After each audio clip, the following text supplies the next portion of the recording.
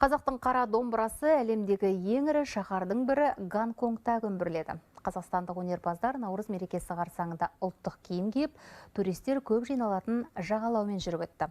Ашық аспан астында өнерлерін паш етті. Ары қарай Қытайдағы тілшіміз Руслан Бақытбекұлы жалғастырады.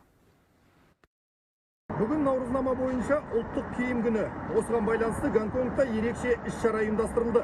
Бас консулдық қызметкерлері мен гастрольдік сапарда жүрген өнерпаздар ою-өрнекпен әрленіп, арнайы ұлттық нақышта тігілген киімдерді киіп, шаһардың орталығына шықты.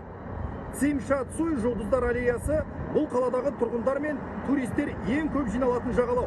Алдымен Алатау дәстүрлі өнер театрының ұжымы халық әндерін үздіксіз орындап, жағалаудың бойымен жүріп өтті. Құндыз бөрік, оюлы тақия, ұлттық көйлек пен шапан киіп, қолдарына қос ішекті домбыра ұстаған қазақтар туристер мен жергілікті тұрғындарды таң қалдырғаны анық. Олардың қызығушылығы өнерпаздарды шабыттандыра түсті.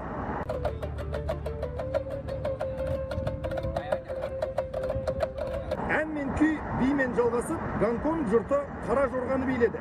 Тіпті тәнті болғандары соншалық, өнерпаздармен суретке түсуге кезекке тұрды. Қолтан қалып жатқандар да болды. Іс-шара ұлттық мерекемізді ұлықтап, қазақ халқының мәдениетін шетелдіктерге таныстыруға бағытталған. Жыл басы Наурыз мерекесіне дейін концерт, салт дәстүр, театр қойылымдары, ұлттық ойындар көрсету жоспарда.